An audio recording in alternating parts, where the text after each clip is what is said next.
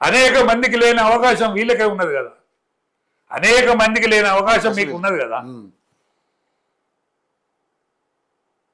ఇవాళ మిమ్మల్ని ఆఫీసర్లుగా కొలుతాను కదా, నీకు కారు ఉంటుంది, గవర్నమెంట్ కారు ఉంటుంది, గవర్నమెంట్ మేడ్ ఉంటుంది, నీకు కారు ఉంటుంది, మేడ్ ఉంటుంది, నెలవారీ జీతం ఉంటుంది, లంచం ఉంటుంది.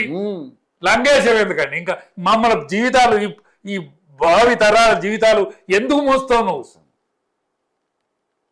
వీళ్ళకు పడితే పడని శిక్ష, కానీ వాళ్ళకు కూడా పడాలి. వాళ్ళు కూడా పడాలి, వాళ్ళకు కూడా వేస్తున్నారు కదా, వాళ్ళకు కూడా వాళ్ళే జైలుకు పోవాలి. వీడు చెప్తాడా రాజకీయ నాయకుడు దొంగ? ఇప్పుడు మా పేరేంటిది? రాజకీయ నాయకులు అందరు దొంగ. మరి దొంగ చెప్పడా? చూడండి ముచ్చట్లే చెప్తాడు. నువ్వెందుకు వింటావు? నువ్వు నిబద్ధత కలిగిన ఉద్యోగి కదా, అనకూడదు కదా. నువ్వేమని ప్రెజర్ ఎక్కువైపోయింది అంటున్నారు, ప్రెజర్ ఎక్కువైపోయింది. ఆయన ఏం చెప్తా చేయాల్సి వచ్చింది, మేము ఆయన ఆదేశాల మేరకే మేము చేయాల్సి వచ్చింది. ఇవన్నీ ఇప్పుడు మాట్లాడుతున్నారు సార్. అది తప్పు. ఏమైనా అవినీతి జరిగినా జరగకున్నా దాన్ని అనుభవిస్తారు. ఎవడు అవినీతి చేస్తే వాడు అనుభవించాల్సిందే.